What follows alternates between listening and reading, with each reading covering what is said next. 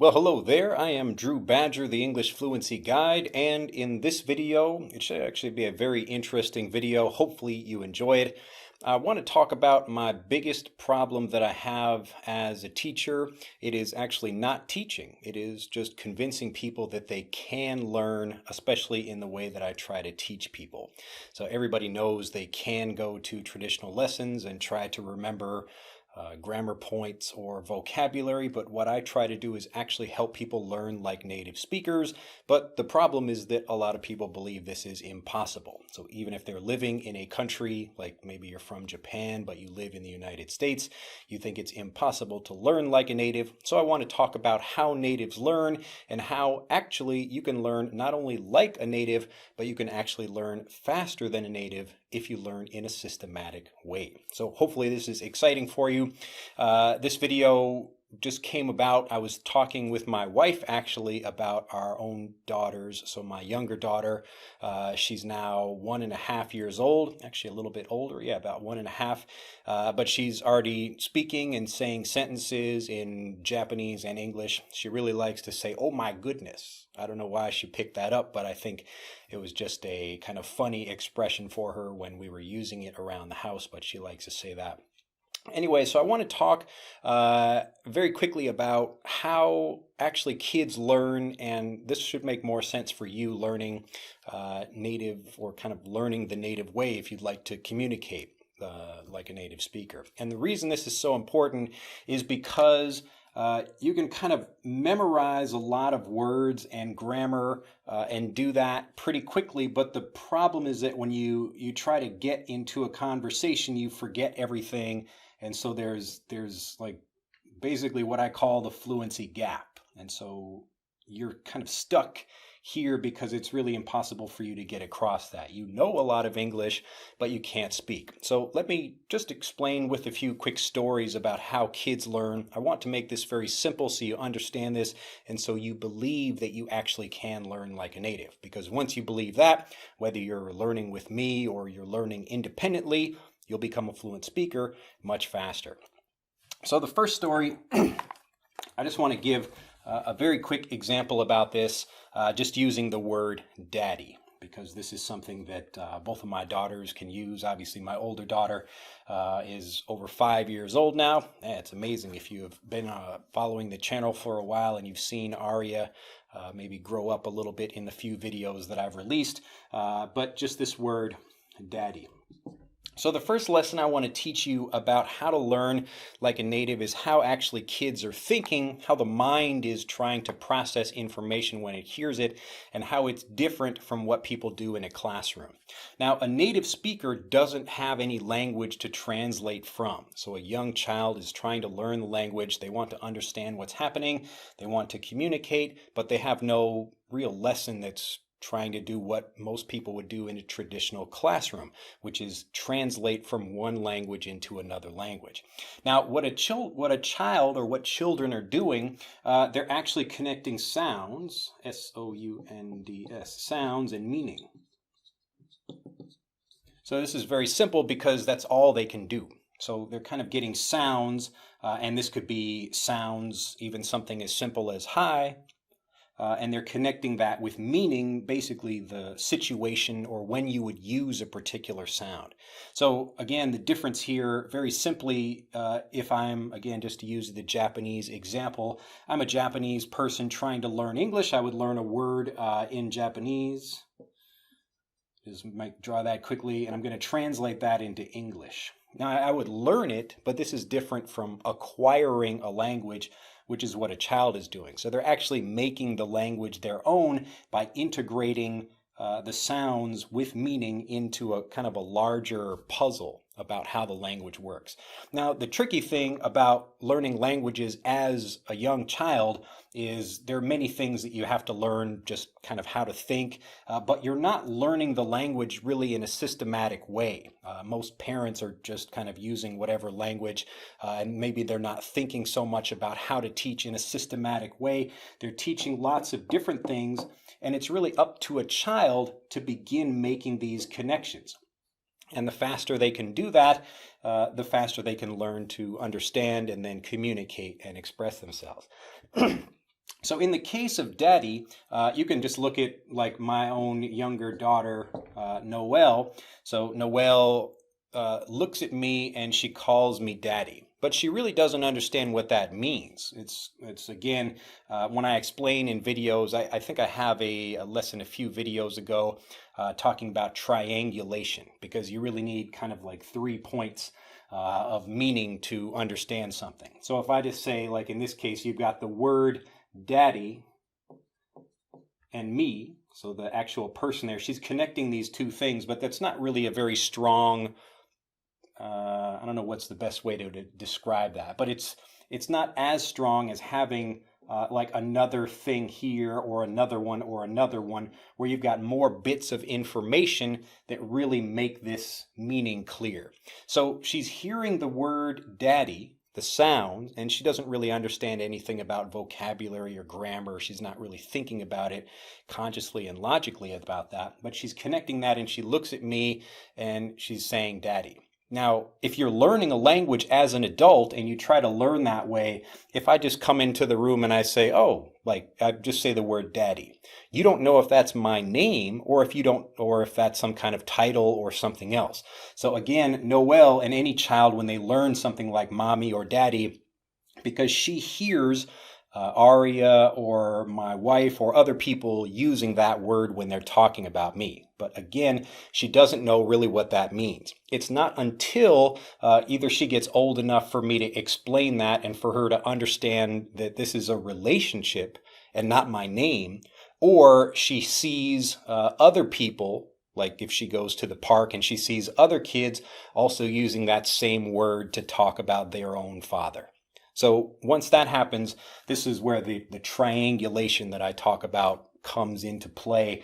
And a child is saying, oh, like now I understand that this sound, daddy, it's not only for my father, but also for like other men who are parents that look like they have a similar relationship. So she doesn't call my wife daddy, she calls her mommy or mom or mama. And so that's how language is built, just in a very fundamental way. So the difference between what a native child is doing is they're connecting sounds or vocabulary with meaning. And this just means they're making a connection between sounds and what the situation is. So when do you use some kind of phrase or word or whatever, or some kind of sound? And this is why you see little kids that copy even like a young child when they're straining. Maybe they have to pick something up or move something, they will make a certain sound in a different language. And this is really interesting. So if you look at kids, like little Japanese kids, I'm using Japanese examples just because that's where I live. But in the Japanese example, a child might say like yosha, or like, some word like that, it's not even a word, it's just an expression that people use when they're doing something. So when they're straining. So an English speaker might say, ugh, like they just might make that kind of sound. But again, they're connecting that sound with the situation, and that's where the meaning comes from. So hopefully that makes sense and you're understanding a bit more about how this works. But you can see how it's not very systematic, and a child's brain is working actually quite hard to figure out what this is if you don't explain it in a systematic way. And you don't need to like give an explanation, but it's more about showing examples. And this is how I teach in, like, Frederick is an example of this, where you get to compare different things, because that's what builds your understanding a lot faster than just learning different pieces of the puzzle and hoping to piece that together. So that's the first part of this. The second part is when you're taking this to a higher level, because ideally, you want to learn everything in English. So the first step is to learn everything in English, where you're connecting sounds and meaning. And the second step is where you're beginning to integrate these different things by testing different, you can call it even a hypothesis, or just like maybe a theory you have. Probably theory is not a good word, but hypothesis just means if I learn this grammar, maybe I can apply it to this thing as well. And so you see kids doing this all the time. And often, if there is a pattern in the language, they will use it correctly until they find some example where it doesn't work. So here's another example from my daughter, Noelle. This was just yesterday. She was about to go into the shower, but it wasn't ready for her to go in there yet. So she said in Japanese, "Yondene, yondene." So that's just like please call me. And so she actually used the correct grammar structure for that situation. And you might look at that and think, wow, she understands the grammar. But if you really look carefully, what's happening is it's just this same idea of connecting sounds that she's heard. She's heard many people use that expression for that situation. But she's not like ready to apply that understanding to different, like other situations. So an English example would be like big, bigger, small, smaller. So you might think, okay, if I'm learning adjectives, maybe I can apply that same like ending to something like that. So if I learn big, big becomes bigger, small becomes smaller, and I hear the word tall, I might guess, oh, like tall becomes taller. But then the problem comes once you hear something that's irregular or it breaks the rules, then you learn a word like wonderful, and it's like, oh, it's not wonderfuler, it's like more wonderful or most wonderful. But you learn those things over time as you begin to connect those sounds. But the ideal way, again, first step is you're learning everything all in English. You're connecting the sounds or the words with situations and not trying to use translations. And then you're beginning to kind of practice applying different things. And this is another example or another reason why when I'm teaching students, I tell them, even if it's a new word or something maybe you're not so comfortable with for using, just try to make different words or try to use different expressions that you learn in different situations and see if maybe that pattern will work. Sometimes you'll be wrong, but most of the time you'll be right because that's how patterns work in languages. So hopefully this makes sense. I know my videos are always kind of a little bit deeper going into the language, but if you understand these really basic things about learning, it makes a lot more sense and you'll be able to get fluent a lot faster. So we go to the third step of this. And again, this is all kids are doing. It's really the three things that I'm explaining to you here. So again, I'm repeating myself because this is also what kids are doing. They repeat themselves. They watch the same movies or songs or TV shows or whatever again and again. And that's how they develop fluency. So you're learning, but then it's the repetition that builds the fluency. So first step, learning sounds, connecting that with meaning. Second step is applying patterns and seeing what works and what doesn't, and then learning the exceptions for things like that. So my older daughter, Aria, she used to say, I goed to the park. So she would try saying that, and I would say, oh, no, it's you went to the park. Or like something else she might make a mistake with was like, I found something. So she might say like I find or I finded, something like that. I say, oh, no, you found it. So I ask her again sometimes when she's asking me something or saying something to me and she uses it incorrectly, I'll say, what was that? What was that? And then she'll think like, okay, she'll try to correct it and then she'll just say it herself. And again, it takes a little bit of practice with some things because you're learning the exceptions to the rule. So that's 1, 2, and the third thing is where you really take it to the highest level because many students actually ask me, they say, okay, Drew, your system is great for beginners, but how is it going to help me? All you're doing again is you're taking the language that you learn. So this is giving you the vocabulary, the pronunciation, the grammar, all of these things as you're building that together. You're building this web of all these different connections, and that's what gives you fluency, which is really just another way of saying you're getting to speak continuously, because if you can't maybe remember this word, you can remember something related to that, or you can explain it in a different way. And again, the same way I'm speaking right now, I'm fluent because I'm able to talk. Maybe if I forget a word I want to say or something, I can switch it to something else and explain that. But you take the vocabulary that you're learning like a native and you begin applying that in more interesting ways. I'll just give you one example because I could go into lots of them and you can watch my other videos. There are over 500 free videos right on this channel that I've spent the past 10 years making for you. So enjoy those videos. But the last thing here is where you're taking things, and one example is like moving from a physical idea to something more figurative. And I explain more about this in my visual guide to phrasal verbs, where I'm teaching you how to think like a native. I'm really just following these same steps. I really do that for all the programs that I teach. But in this example, let's say I'm playing a game of poker. So this is a card game. I'm playing a game of poker. I'm sitting, there's a group of people sitting around a table, and we're all holding our cards like this.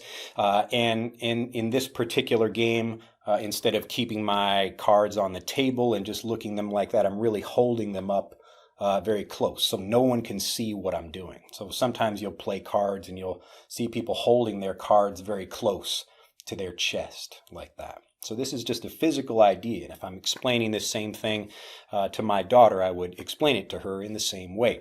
So I'm sitting here with my cards very close to my chest like this so no one can see what I'm doing. So other people are sitting close to me. I want to make sure no one can see. Now from this physical idea, again, we're using like cards close to chest. These are all basic words that you learn like a native, by just understanding them the same way native kids do. Because again, they all have to go through these same phases, these same steps. But you take this, like holding my cards close to my chest, and it becomes a regular idiom with a more figurative meaning. And figurative just means you can talk about something that's not physical, like an idea, or we're going to describe something else that maybe is different from playing cards. And to hold something close to your chest, or to keep something close to your chest, in the same way that we're using this idea, you can talk about anything where you're not trying to reveal much. So you're keeping secrets from people. I'm building a business. Maybe friends of mine are asking me, "Oh, what are you doing? What's the new thing that you're building?" I say, "Oh, I'm keeping my cards close to my chest," or "I'm playing it close to my chest. I'm keeping it close to my chest." This just means I'm not revealing what things are, or I'm trying to keep other people from seeing what that thing is. But you can see how once you understand these words and you understand what they mean, so even a group of words like play it close to my chest, it's just a group of sounds that you use in a particular situation. And when you play something close to your chest, now that you understand that these sounds have the meaning of being secretive about something, you can then apply that in many different situations. So I can be playing it close to my chest. Maybe I'm dating some new girl or something like that, and my friends are saying, "Oh, like tell me about her." I say, I don't really want to mention so much about that. I'm kind of playing it close to my chest. I'm playing this one, or I'm keeping it close to my chest. And they will understand that I don't physically mean that. I'm not physically keeping anything near my chest, but the idea becomes figurative, and I can use that for many different situations. So you see how easy this is? Now, remember that young kids, they are not learning systematically. Some of them are, and it really depends on the parents that you have. So if your parents are very good at explaining things, they understand all these ideas about how to teach, they can help a child speak much faster, because what they're really doing is making it easier for the mind to just understand how the language works, and then actually helping them make these connections, understand when things are regularly following a pattern or breaking a rule, and then showing how those same things can be applied in different ways. That's all language is. It's really just those three things. So hopefully you're starting to feel a bit more excited, especially if you haven't maybe learned much with me before. People who have been following me for a while will understand all of this, but I thought it was a good idea to just put all of it in one video to make sure you understand how this works. If you don't have any kids yourself, watch little kids and see what they do. And you'll notice that if you actually try to teach them in a more systematic way, that they actually become good speakers faster. And you can take students that are a little bit slower and speed up their process, speed up their fluency, their confidence, their ability to communicate, just by making it more systematic. And again, systematic means you're taking time to explain, to make these connections so it becomes easy for them to understand what things are. Another example recently, again, just about Noelle, we were watching some TV show and she saw a gorilla on the screen. So there's a picture of a gorilla or a video of a gorilla, and she said, "Monkey."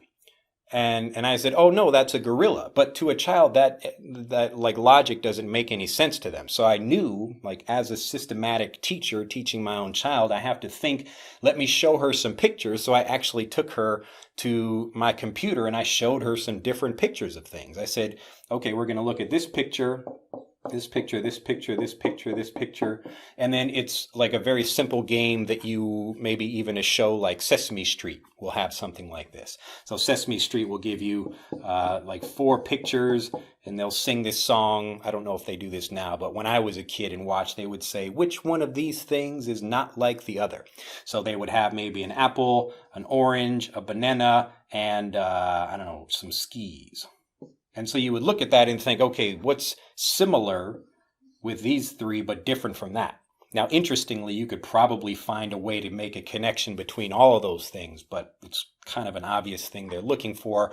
These 3 are different kinds of fruit, and this is not a food or fruit at all.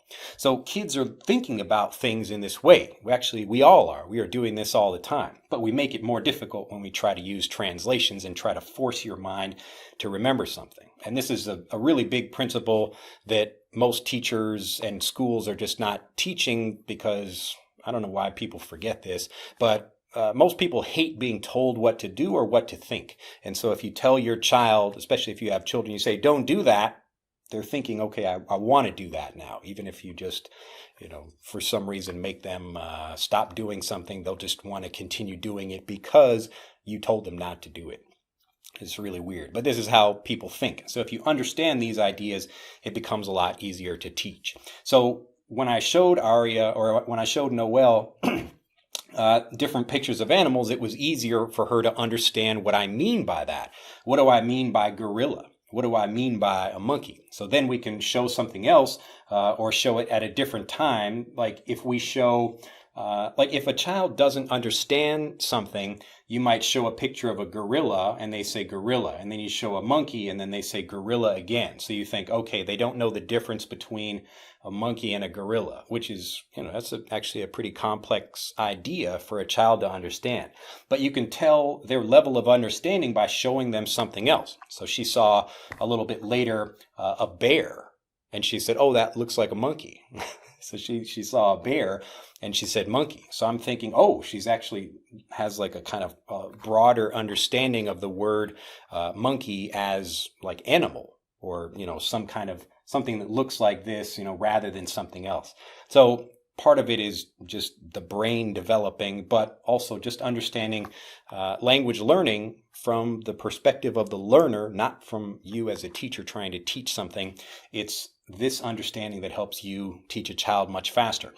So if you understand all of these ideas, if you apply this to your language learning, this is how you become a fluent speaker much faster. So you learn the native way, but systematically, and you practice. Obviously, if you practice in the right way, it becomes a lot easier. So hopefully that makes sense. If it has, please click that like button and let me know in a comment down below if you have any questions about that. And if there's anything maybe you don't understand, because I really want this idea to be very clear. For, I guess 10 years, I've been trying to make this idea very simple for people because there are a few different pieces that connect to it. But really, the idea is just learn like a native and you will speak like one. It's only if you believe that idea or you don't believe that idea that really determines if you're going to become fluent. But at the very least, people who are learning like a student don't become fluent generally. So at first, the traditional way of learning through translations and studying grammar rules like that, if you know that that doesn't work, then you should be open to something different. And that thing that you should try, even if you don't believe me, even if this, maybe you think, oh, okay, that maybe works, I don't know how I could do that, something, give it a try, because that's how you get fluent. You have to learn like a native because you're making these connections, and that's what lets you speak fluently. So if you'd like to learn more about that, you can click on the link in the upper right of this video or on the link in the description below this video. So that will show you some of my programs which explain in detail more about the different ways you can learn like a native so that you can become a great speaker. So you can learn more about the Fluency Welcome Package, or a visual guide to phrasal verbs, or Fluent for Life. So that's where I really go into detail about lots of different topics. I'll just leave one more final point about Fluent for Life in this video, but that's that once you understand this idea, you can become fluent in 30 days or less about a particular topic. Now, this idea is only for people who understand a lot of English already but can't speak. So this is, again, people who are struggling, trying to cross the fluency gap. They know a lot of English, but they can't communicate fluently. So they struggle with that. But also, if you learn these same kinds of ideas, you learn like a native in a structured way, then it really becomes easy to communicate fluently about a particular topic. I want to make that very clear. So that's how you can become a fluent speaker in 30 days or less about a particular topic. Because what you're really doing when you develop fluency is using these principles to build habits. And that just means the skill of communicating automatically. So just like you brush your teeth maybe the same way every day, you have a habit of doing that. And it takes roughly 21 to 30 days to do that.